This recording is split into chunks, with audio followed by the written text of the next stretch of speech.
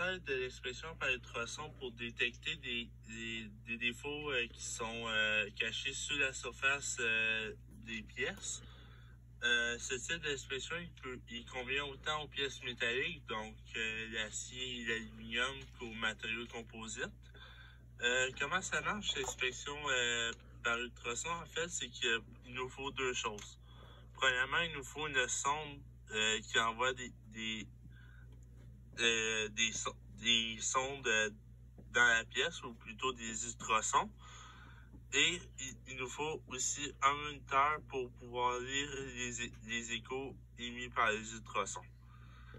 Donc ici, dans ce schéma-là, ici, la partie bleue, c'est notre pièce.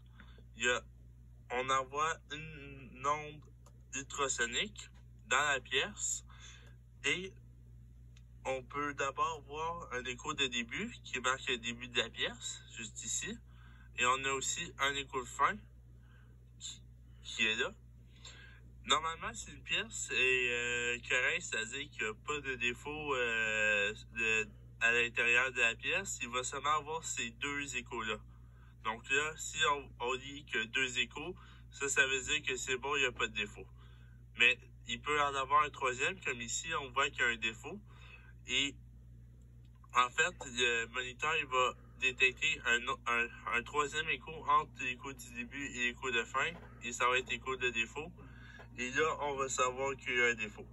Donc, en gros, deux échos, c'est correct. Trois échos, il y a un problème, il y a un défaut à l'intérieur de la pièce. Je vais vous montrer une vidéo qui explique, qui montre un peu la méthode que l'on emploie, la méthode par ultrason.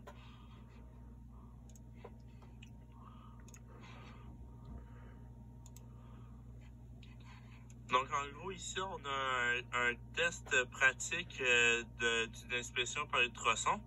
On a la pièce juste ici à gauche, et à droite, on a le moniteur.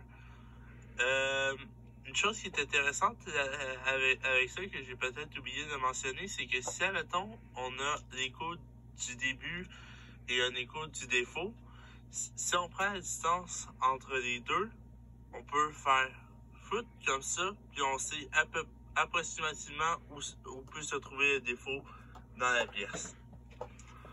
Donc là, si on y va, on peut voir qu'il y a un écho de fin, un écho du début, et entre les deux, il y a un troisième écho qui est pour l'écho du défaut de la pièce.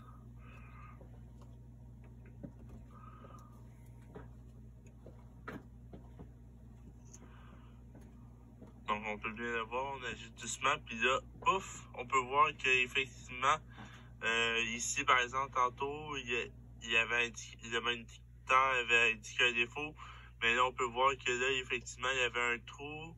Ici, il y a un autre défaut sur la pièce. Et c'est là où on se rend compte que vraiment, cette méthode-là est vraiment bonne pour trouver des défauts à l'intérieur des pièces, parce que on n'aurait jamais pu trouver qu'il y aurait eu tous ces défauts-là dans la pièce. Les expressions par ultrasons sont principalement utilisées pour des matériaux composites.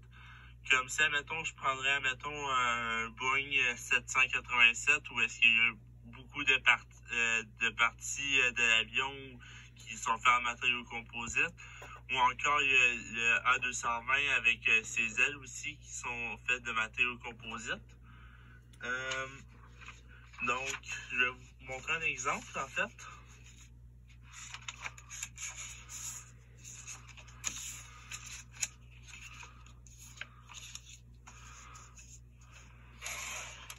Donc ici, j'ai reproduit avec les moyens du bord, encore une fois, puisque je suis chez nous et je n'ai pas d'avion dans mon jardin.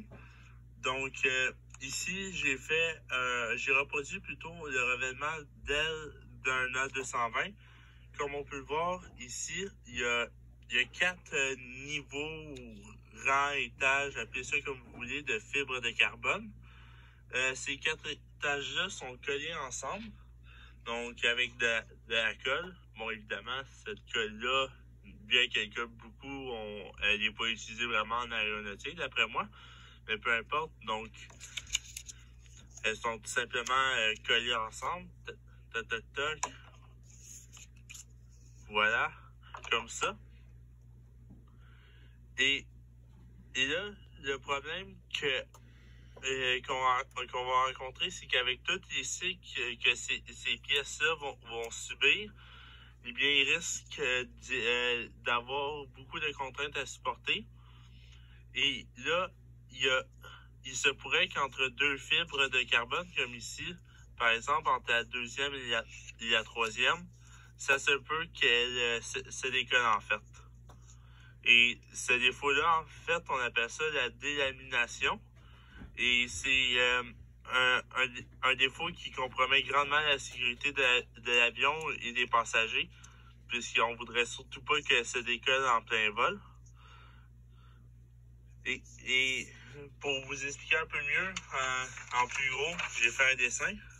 Et je me rends compte qu'à chaque semaine, je m'améliore. C'est-à-dire qu'avant, j'étais pas capable de faire un bonhomme à lunettes, mais bon. Donc ici, on voit bien que il y a eu une séparation entre deux niveaux.